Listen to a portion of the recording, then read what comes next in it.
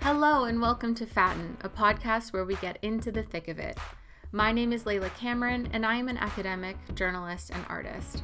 Most of my work revolves around body politics and fat liberation.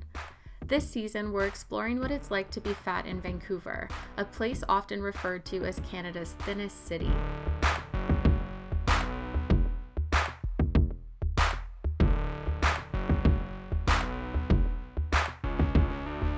When I first began my research in fat studies, I read a book called Fat Activism by Charlotte Cooper.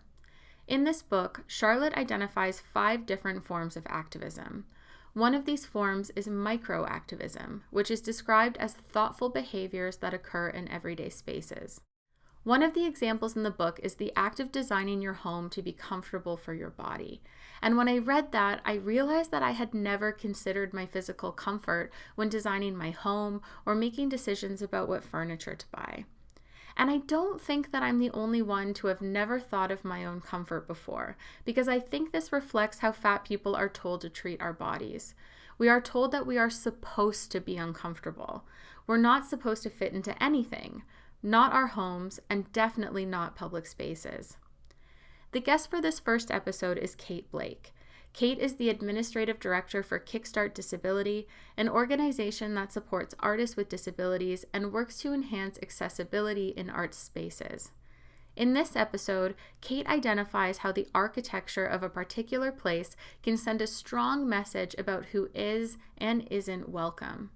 We also talk about accessibility audits and what steps can be taken to help transform public spaces to be more accommodating for everyone.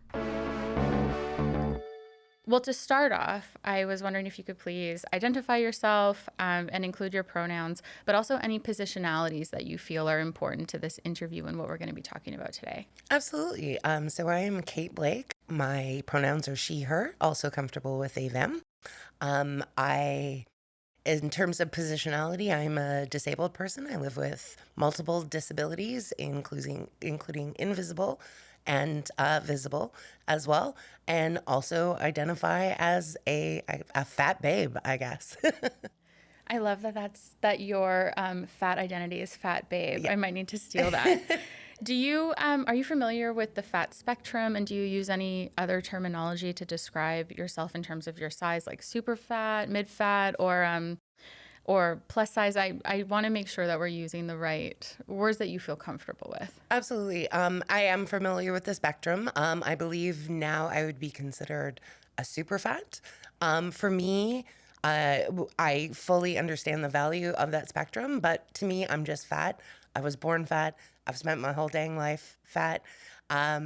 So yeah, really that's the word is good enough to encompass what I am as far as I'm concerned. So I want to talk to you a bit about your work and your own personal experiences navigating public spaces. But just to start off, I'm wondering if you can tell me a bit about how public spaces have typically been designed. Absolutely. I think in general, our public spaces are being designed for non-fat, non-disabled people, which for most people consider that's the majority of society. I don't necessarily agree with that. So I think a lot of spaces are attempting to be universally accessible, but within that are not. And so you and your work undertake accessibility audits. And for people who might not be familiar with that term or what that is, can you define what an accessibility audit is? Absolutely. There are all different types of accessibility audits. I specifically work for an arts organization. So generally when we're doing audits, we are auditing event spaces, cultural and arts spaces. So what an audit essentially is you're bringing in an expert, ideally someone who actually lives in that body or lives with a disability to take part in that, and assessing the physical space and addressing all of the access needs, things from seating, lighting, space in which someone can move around in, and then giving recommendations to the space on ways they can improve or what they might already be doing well. So, in theory, an accessibility audit might be trying to define what a universal design might be. How do you feel about that term, or how do you feel about the concept of any kind of universal, fully accessible design? I love the spirit of it, but I personally don't agree that universal design exists. Because even within groupings of communities' needs, when it boils down to an individual, every individual's needs are different. I think it's impossible to address every single person's needs. But that's not to say that you shouldn't try, bringing in someone who has a better understanding of the various needs of the community. So ideally, you want folks within those communities to come in and considering not just your physical spaces, but also is this a safe space for everyone? Is this a culturally sensitive space? So those are all aspects of accessibility that aren't necessarily just physical. Universal design is great in theory, but even within groups of people that have similar needs, each of those individuals has a different need. So we can create spaces and foster spaces that address as many of those needs as possible. I think there are sort of some baseline things that spaces can address that will be almost universal, but not quite universal. What would some of those things be? Like, if you wanted to make a space as accessible as possible, what are some of the factors that you would typically consider? I would say the first being no stairs, no lips in a floor or anything like that. Therefore, people can move smoothly, whether they are using a mobility device or they're walking. Having wide aisles between fixed pieces of furniture, or having furniture that and fixtures that can be moved to accommodate different needs. Thinking about lighting and the brightness of lighting, thinking about sound, how loud is your space, and seating in general, having an array of seating or having seating without arms, things that some are a little higher, some are a little lower, and just really thinking about how different bodies will move through the space, especially in terms of speaking about fatness. And what other factors would you consider when you're trying to specifically accommodate fat bodies? Well, certainly seats are the biggest thing. I think we all have our own horror stories of seating. So in terms of seating, I feel the best way to go is always something that doesn't have arms on it. Though some folks find it more comfortable, but if you're just sort of getting that universal baseline, you're having lots of different people. The seating, I think, is the first and most approachable way to include the fat community and make them comfortable. Because, if my, 375-pound body can fit comfortably in a chair, then a non-fat person is going to also fit comfortably in that chair. I feel like critics of accessibility audits, or people who might be resistant to them, are people who feel like those accommodations or factors are not conducive to certain aesthetics or the beauty of a space, and they might hide behind that. What would you say to someone who resisted making these accommodations or adjustments to, let's say, a restaurant? I would say they're ridiculous, and that especially now when there are so many options in terms of aesthetics available to us, that's no excuse. That's just the space, the individual not wanting to put the time and effort, maybe not wanting to put the money in, because I feel, especially for smaller businesses or smaller organizations that might be doing community programming, cost tends to be a factor. But the reality is you can find the money. You just need to decide where to change things like that. If I could give an anecdotal example of that, a venue here is like a theater. And, they were speaking with a former coworker of mine about not being able to afford accessibility. And they brought up, well, when you do your fundraisers, how much do you spend on a bottle of wine? And they say, oh, $100 a bottle of wine.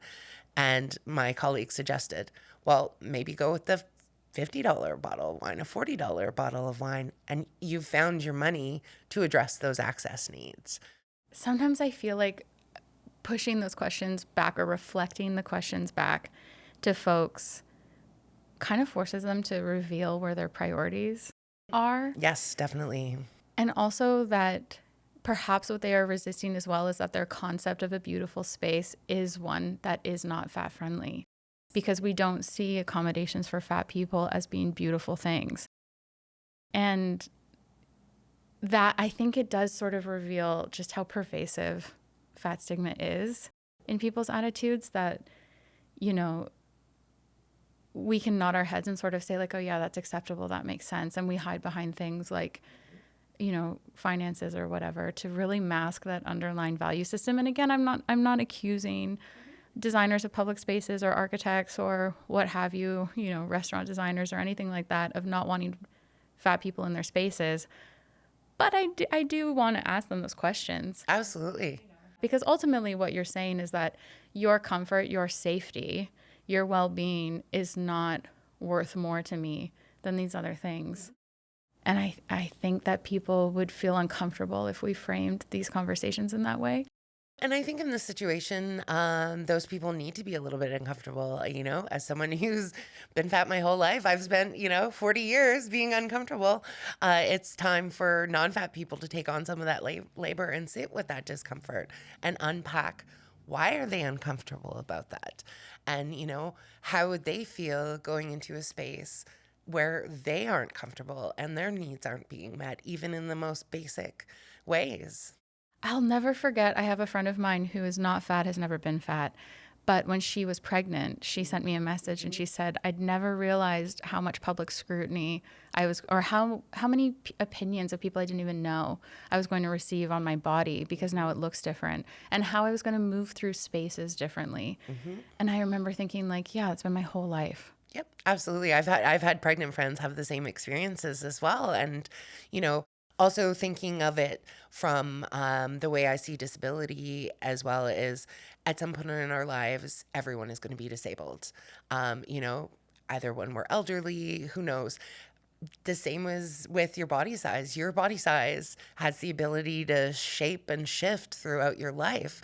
So, even if right now those aren't your access needs, maybe down the line they will be your needs.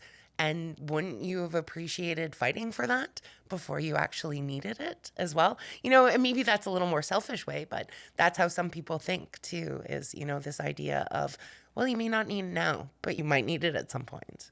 Yeah, it's sad that sometimes that's what it takes to get people to come to the conversation or start to fight the good fight, is whether or not they're being personally impacted. I don't know if that's just a, unfortunate characteristic of humankind in general. And the pregnancy aspect too also really troubled me, because while people's bodies are different after pregnancy, often for a lot of people, it is a temporary state of fatness.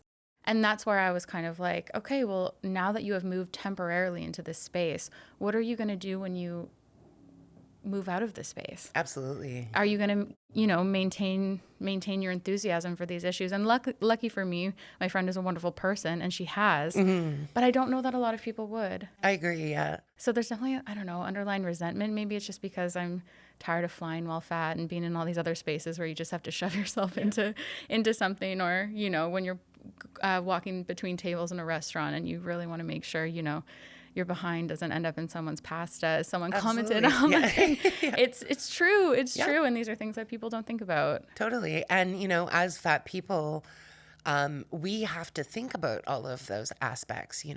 There's been multiple restaurants that I've been to that I've really enjoyed, but while I was there, I was not physically comfortable.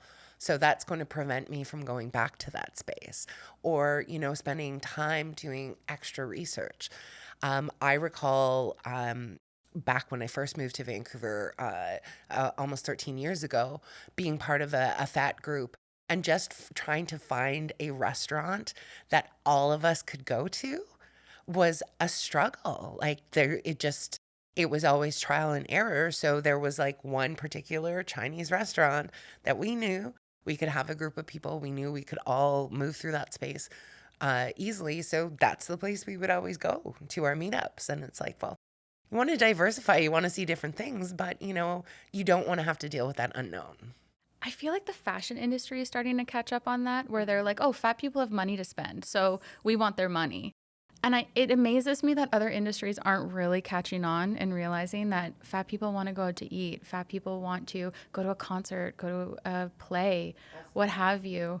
And their money is just as green as everybody else's. Well, especially in terms of restaurants, right? I mean, maybe that's a little bit of a stigma, but I'm also a fat person that is raised with really good and diverse taste in food. Like, of all the people that are going to enjoy your restaurant, there's a good chance it's going to be the fat people, right? Exactly. No, exactly. And you'd think it would almost be common sense. And unfortunately, it isn't. Can you speak a little bit about the intersections as well between fatness and disability? Because I think there are a lot of points where it overlaps, but there's also ableism in fat communities, fat stigma in disabled communities. So can you speak a little bit more about how these topics might overlap or coincide or complement each other in your work in terms of assessing the accessibility of public spaces? I think one of the biggest things is that fat people and disabled people, there's a lot of bias. There's a lot of assumptions, that if you're fat, you're probably disabled. Or if you are fat and disabled, society sees that as more acceptable versus if you are fat and non-disabled. And just all those pieces of intersection and identity can make it difficult to move through this world as well. Some of the needs that can accommodate the disability community also accommodates the fat community. So, if we are thinking of spaces in terms of fat people, well, there's that crossover that, we're meeting the needs of people in larger bodies as well as the disability community. You make a very good point when you say that fat people might be more socially acceptable if they have a disability that almost justifies their fatness. Like Absolutely. Their fatness is a symptom or a byproduct of a disability because it shirks this sense of individual responsibility that's so prevalent in, neoliberal capitalist societies. And I want to reject that because I think that fat people don't need to prove their worth despite their fatness, that they can be fat because they choose to be, or for it. I guess that it doesn't matter why they're fat. Absolutely. And I don't know that, in so many ways that fat activism borrows from disability justice, and social models of disability and all of these things. And it's quite helpful. But I think we do stray towards also relying on like the medical model of disability where we have to find justifications for these things. And like you said, fatness and disability do have this beautiful quality that the boundaries around them are very blurry and porous, and you might move between the two categories, or you might move into one and stay there for the rest of your life. And so while there's a lot of, I think, hesitation to reject the conflation between fatness and disability, that does kind of reveal a lot of underlying ableism within fat activism itself. Absolutely. And also this shared idea that non-disabled people assume every disabled person wants to be cured, and non-fat people assume every fat person wants to lose weight. So it's this idea that society has decided what we want for ourselves and how we want ourselves to live. Like, most disabled people actually see their disability as only in using that term because this world is not set up for us to move through. A lot of people find that their disability almost is like a superpower. It allows them to see the world and move through the world in a different perspective that is unique. And specifically, I work with I work with artists, disabled artists, and their experience as a disabled person informs their art practice. So without that disability, their practice would look different. And I think that's the same for me, as someone who's been fat my whole life, I would have moved through this world very differently if, I wasn't fat, or if at some point in my life I happened to lose a lot of weight. But I don't think how I've moved through this world is wrong in any way, other than the fact that the world, for the most part, has not accommodated me. And this idea of having to convince people that I'm happy being fat. And coming to that realization took me a very long time. And apologies if this is sort of going off stream here, but I remember when I decided to start loving my body as it was, I was in my early 20s, and I remember calling my mother and telling her that. And she actually cried, not from joy, cried because she felt that I was settling. Versus learning to love myself. And I said, well, wouldn't you rather you have a child who is learning to love themselves in the body they're in, and not continuing to think, oh, well, my body will shift, my body will change, and then my life can begin, and then I can have these things. Yeah, I think that's a really familiar experience for a lot of fat people, and I appreciate that you shared that. I think it scares people when fat people become less preoccupied with their fatness, because it threatens and destabilizes a lot of the infrastructure of our society. Absolutely. So much money is invested in us hating ourselves, and what is the world supposed to do if we stop? And I think that comfort and that self-acceptance leads you to desire a world or an environment in which you are comfortable. Mm-hmm. And so often fat people and people with disabilities are expected to be resisting their fatness and or their disability and forcing themselves to comply until they are no longer those things. And the concept of an accessibility audit is literally saying that you deserve comfort and joy and happiness and acceptance as you are in the body that you have right now. And people don't know what to do with that. It's scary. Even people who love us, they don't know what to do with that, because it really challenges everything we think we know about the human experience or how we're supposed to exist. Right. And, it's interesting is once you start having these conversations, people will start thinking about things more, and they'll notice things more. Like, for example, my partner, he is probably half my size, has always been thin. And, in our 8 years of our relationship, he now notices things, that are either inaccessible or injustices within my experience. And he, has said on numerous occasions, like, I never thought of that before, and just was completely, I guess you could say, ignorant to the situation, because that's not the life experience he had. But it's also fun, especially in terms of accessibility. Once you dive into accessibility, you cannot go anywhere without being so critical and noticing every little thing. But at the same time, like, part of me is like, oh, curses, I can't just enjoy a space. But also, how great that I can go into a space and identify needs that aren't being met for people who aren't even me as well. And that is a skill I can equip other people in my life with as well. Exactly. I remember going surfing, or my friends had planned a surf trip to Tofino, and I just assumed there weren't going to be wetsuits in my size. And when they told me that they had called ahead and called every surf shop until they found one that had a wetsuit that I would fit into, I cried, because no one had ever anticipated my needs before. I've been on so many snowboard and ski trips, for example, with friends, and I don't snowboard or ski for many reasons. But one of them also is that I have never found snow pants that were comfortable.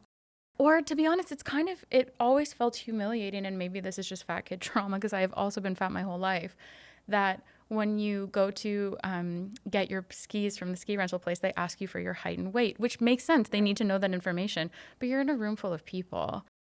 And that to me is a barrier enough to not want to participate. Absolutely. And I don't think any of my non-fat friends have ever thought about that before because they haven't had to. I'm just the friend who enjoys hanging out at the chalet in the hot tub. I'll see you when you get home, which I would do anyway, even if I had snow pants available. But again, if I wanted to participate, it's not as easy. I can't just walk up somewhere and expect that I'll fit into anything. You know, the roller coaster seat, the ski boots, ski boots on wide calves are a nightmare. Oh, yes. It's awful. But people don't think about that. Oh, exactly. Yeah, I was going to use the example of an amusement park as well. I personally, I live very close to Playland. And every year we would get free tickets to multiple things, which is great. But there's maybe about 4 rides that I can fit on. And then my friends, I would always bring friends so that my partner had people to ride rides with. I'm also a little bit nervous, and there are some rides I wouldn't want to go on. But it's that idea of we can go places with our loved ones, with our friends, but we can't experience that full thing. I am deathly afraid of heights, but I would love to go ziplining. You have to be under 300 pounds to go on a zip line. And I think this is one of those things you can put up a suspension bridge, but you can't let fat people zip line. That's what bothers me so much is that if we can figure out other things, there's no reason why there are no life jackets with higher weight limits at this kayak rental place. Or there's no reason, like you've said, for a zip line to not accommodate people in bigger bodies. It's not that we are trying to defy the laws of physics. It's not that we are denying the reality that some adjustments might need to be made so that it is safe for people in larger bodies to participate. Absolutely. But it's not impossible. And I think that part of the fat experience, unfortunately, is being a bystander to your own life, where we go shopping with our friends. And yeah, I get to look at the hair accessory section. Do you know how many purses and scarves I had growing up? Yeah. Because when I went shopping with friends, that was the only thing available to me. And again, I think that might be an unfortunate aspect of the experience of being fat is that, yeah, you are a witness. You don't get to be a participant. And that's just so depressing. And it's also so depressing that it can get to the point where you don't even want to try. Because then we also get into the part of the fat experience about humiliation and public humiliation and being a spectacle. Absolutely. I remember once I was at an Airbnb on the Sunshine Coast and I was getting out of the pool and the stairs had melted or whatever, become weaker in the sun. And I went through the entire flight of stairs and I cut my leg open from my knee all the way up my hip. And my first thought was how humiliating. Not, am I okay? How am I going to get out of the pool? What do I do with all of this blood? It was, I'm humiliated. And I think that it translates to everything else. Going into a restaurant and feeling like, oh, I'm so embarrassed. I don't fit in the seat, but I'm just going to sit here and not say anything. And try not to move so that my seat doesn't break underneath me. Every fat person has that thought. I really think that's true. And every fat person has had that happen in some sort of situation. And, once or twice, okay. But, when we can start counting on 2 hands, the amount of times we've had chairs break underneath us, that gets a little bit, like you said, there's that anxiety, there's that shame, and this idea that I'm wrong, not the chair is wrong. Exactly. Because we're always told it's our fault. Yes. How dare us desire some kind of accommodation right? whatsoever. I'm curious, how would you advise someone who wants to talk or ask about accessibility, particularly when they're trying to find accommodations for their fat friends or fat people in their life? Not that they need a personal connection, but let's be real, that's probably when they would be making that call. Because, again, these elements of the fat experience are a lot of labor, including emotional labor on fat people. So what can non-fat folks do to take on some of that labor and give us a break? I would say, when you want to, let's use going to a theater or a concert somewhere. If you are going with someone who has a larger body, make those calls. Call the venue, because unfortunately most venues don't have those things listed on their website. Call venue, ask questions, find out the needs of those people in your life that might need those, and do the labor on their behalf. Once you get that information, share it. Share it, publicly. Share it with everyone you know, whether they're fat or not, because then that gives a little bit less work for the rest of us to do as well. I feel like if you don't have fat friends or friends with disabilities, you should then also ask yourself why. Yes, that too. Yes. Also, find yourself some fat and or disabled friends. Exactly. Diversify your friend circle just a little Yes. bit. So where can people learn more about you and your work or accessibility audits? There are lots of really amazing resources out there in terms of accessibility audits. There's one in particular, RAMPS, that is a self-guided one. It is very diverse in terms of what to look for.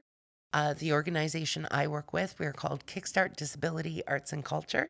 You can find us online, kickstartdisability.ca. We have a bit of information on our website, specifically audits on Vancouver civic theaters. So that is a little bit of information you can find. Just if you have any questions about that. I'd also encourage folks who are based in Vancouver in the Lower Mainland. There's a really amazing organization called Creating Accessible Neighborhoods. And while that was born out of the disability community, they really address all aspects of accessibility in terms of body size, strong ties to the LGBTQ2 community, and really addressing accessibility in a really wholesome way. Thank you. Thanks so much for chatting with me today. I really appreciate it. Thank you for having me. This podcast is produced and directed by me, Layla Cameron. Both audio and video versions of this podcast were edited by Ari Conrad Birch. Each interview was filmed and audio recorded by Rami McHale. Additional video was filmed and edited by Felix Naud and directed by ETW Media Productions. The music for this season is by the band Parlor Panther. Funding for this podcast is supported by TELUS STORYHIVE.